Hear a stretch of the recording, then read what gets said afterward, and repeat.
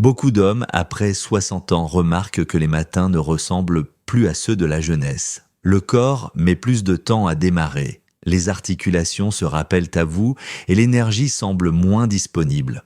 Pourtant, la science confirme que l'âge n'est pas la seule explication. Ce sont souvent de petites habitudes quotidiennes, parfois banales, qui accélèrent ou ralentissent le vieillissement. Imaginez que chaque matin puisse devenir un moment clé pour prolonger votre vie de 10 ans.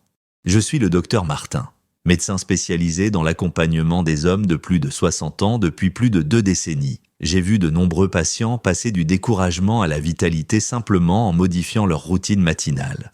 Mon rôle n'est pas de prescrire des solutions complexes, mais de vous transmettre des gestes accessibles, validés par l'expérience et par la science, afin de renforcer votre autonomie et votre bien-être au quotidien.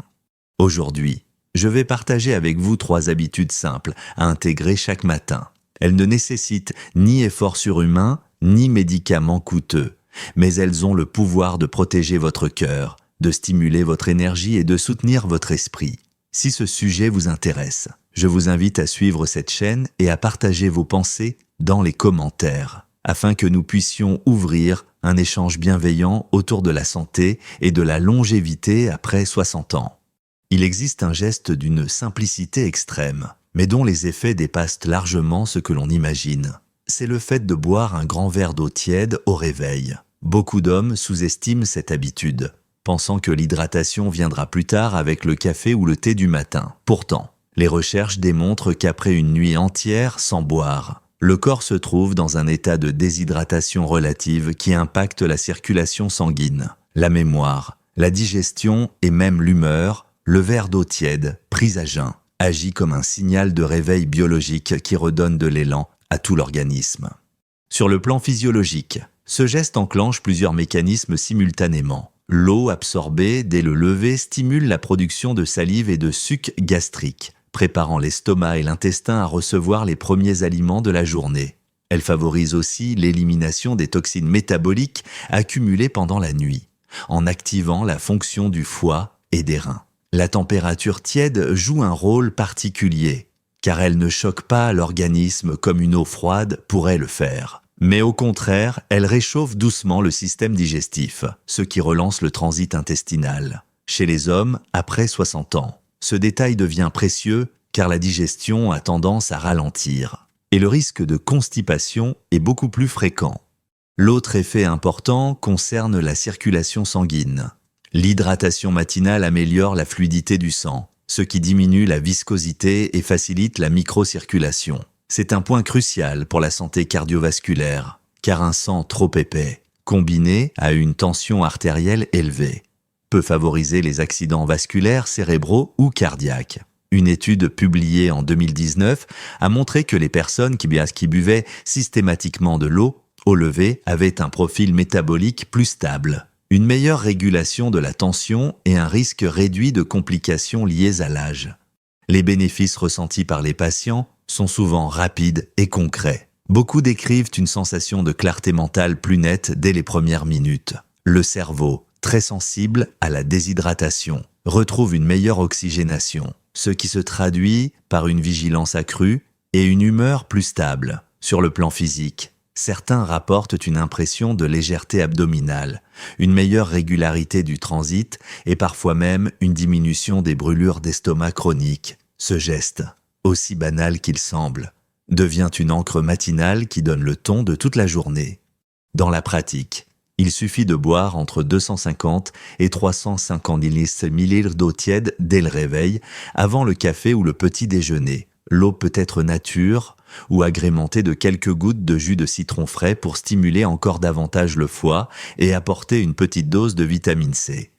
Le geste prend à peine 2 minutes, mais les effets s'accumulent jour après jour, comme une réserve de protection pour les années à venir. L'important est la régularité, car c'est la constance qui crée la différence à long terme. Je pense notamment à M. Bernard, 67 ans, que j'ai suivi en consultation. Cet homme actif, retraité depuis peu, se plaignait de fatigue matinale et d'un ventre souvent ballonné. Sa première habitude au lever était de boire 2 tasses de café noir, pensant que cela suffisait à réveiller son organisme. Mais ses symptômes persistaient, et il se sentait lourd, parfois irritable, avec des difficultés de concentration.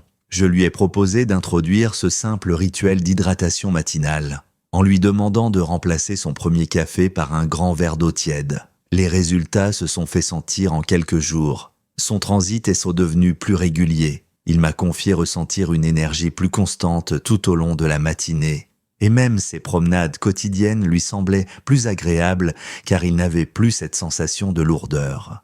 Après 3 mois, il avait totalement intégré ce geste comme indispensable, et il affirmait que ce petit changement avait amélioré sa qualité de vie bien plus qu'il ne l'aurait cru.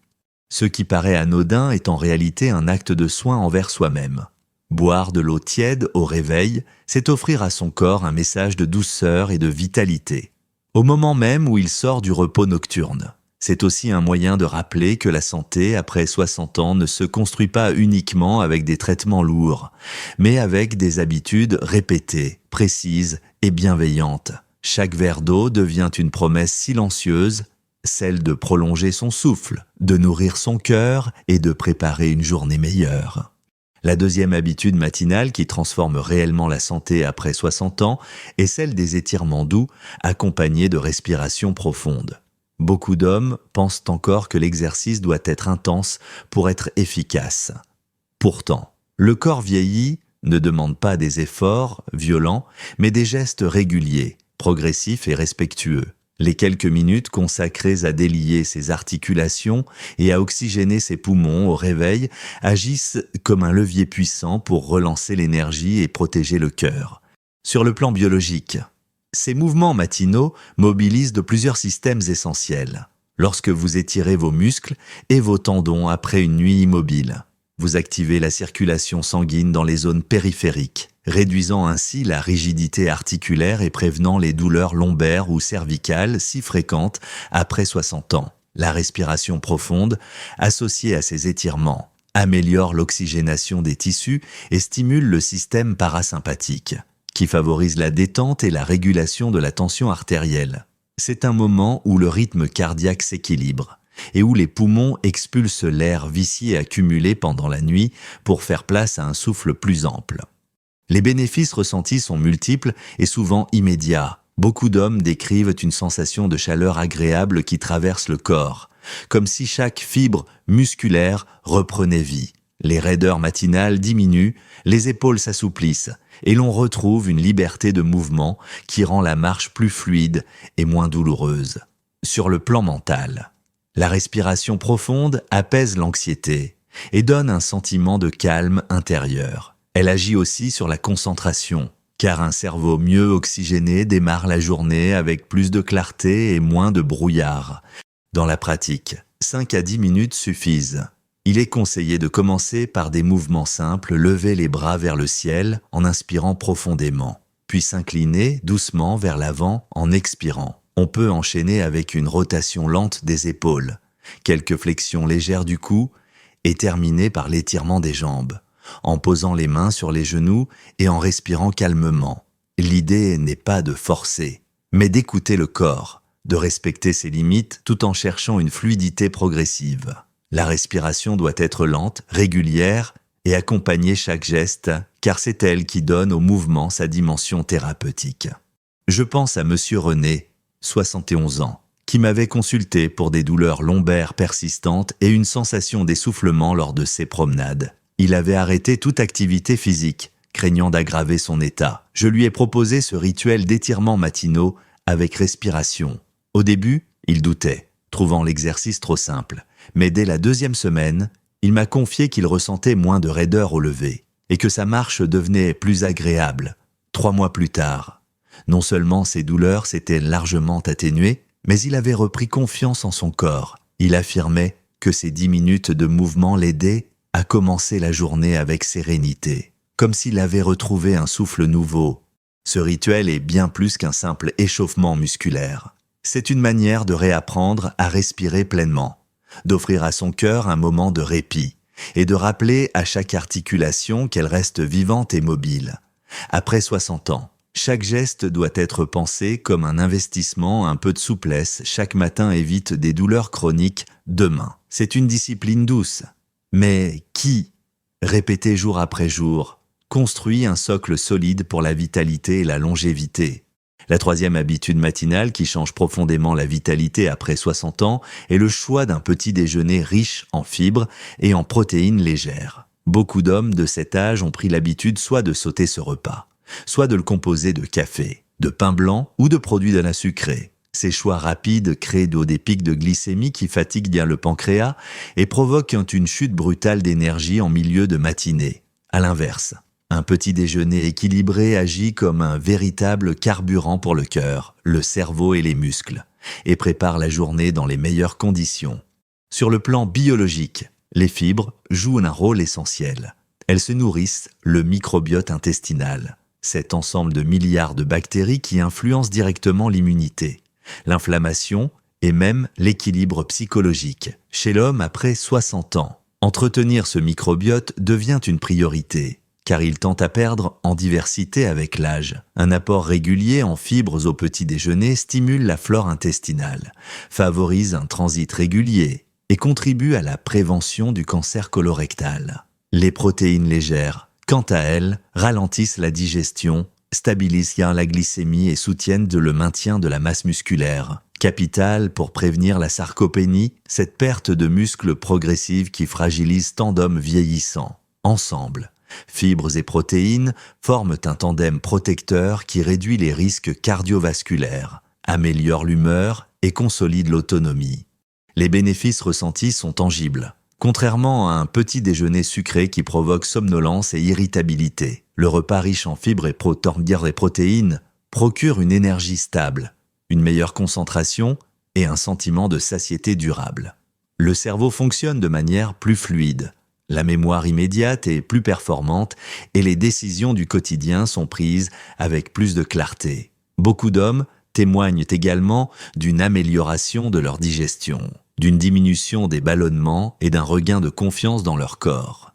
Dans la pratique, il n'est pas nécessaire de compliquer les choses. Un bol de flocons d'avoine avec quelques noix et un yaourt nature constitue déjà une excellente base. On peut y ajouter des fruits rouges pour les antioxydants ou quelques graines de chia pour renforcer l'apport en fibres solubles. Les œufs, à la coque ou brouillés, apportent des protéines de qualité sans alourdir l'estomac. L'important est de privilégier des aliments complets, naturels et variés, et d'éviter les viennoiseries industrielles ou les céréales trop sucrées, pour un homme de 60 ans et plus. Ce type de petit déjeuner devient une armure invisible contre la fatigue, les troubles métaboliques et la dépression. Je pense à Monsieur Alain, 64 ans, qui avait pris l'habitude de ne rien manger le matin. Se contentant de 2 cafés, chaque jour vers 11 heures, il se sentait vidé, incapable de se concentrer sur ses lectures, et parfois même pris de vertige.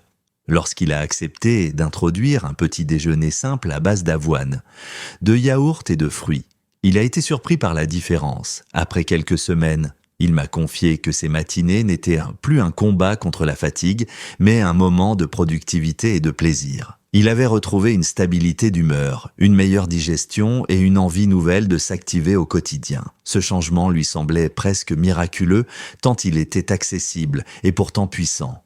Ce repas du matin devient donc bien plus qu'une simple tradition culinaire. Il est une stratégie de longévité, un investissement invisible mais constant dans le capital santé. Après 60 ans, chaque bouchée compte, et choisir des aliments qui nourrissent plutôt que d'affaiblir revient à envoyer un message de respect à son corps. Prendre ce petit déjeuner équilibré, c'est se donner la chance d'affronter la journée avec force et sérénité.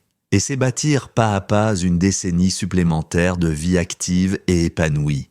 En réalité, ces 3 habitudes du matin ne sont pas de simples gestes isolés, mais un véritable langage adressé à votre corps. L'eau tiède vient réveiller vos cellules et fluidifier votre circulation. Les étirements et la respiration profonde redonnent de la souplesse à vos articulations et un souffle paisible à votre cœur. Enfin, le petit déjeuner équilibré nourrit vos muscles, stabilise votre énergie et éclaire votre esprit. Ensemble, ces rituels constituent un socle de longévité. Une manière concrète d'affirmer que la vie continue d'avoir de la valeur et du sens après 60 ans. Chaque matin devient alors une promesse silencieuse que vous vous faites à vous-même marcher encore longtemps. Restez maître de vos gestes et savourez chaque journée avec dignité. Je vous encourage à intégrer progressivement ces 3 habitudes dans vos matinées. Commencez par l'eau. Ajoutez ensuite quelques minutes de respiration et d'étirement. Puis soignez le premier repas de votre journée. Observez ce que votre corps vous murmure. Accueillez les changements subtils et laissez-les devenir vos alliés. Et si vous avez déjà vos propres rituels, partagez-les en commentaire, ensemble. Nous pouvons créer un espace d'échange bienveillant où chaque homme trouve soutien et inspiration. N'oubliez pas, après 60 ans, la vitalité se construit un geste à la fois, et chaque matin est une nouvelle chance de prolonger la route avec confiance et sérénité.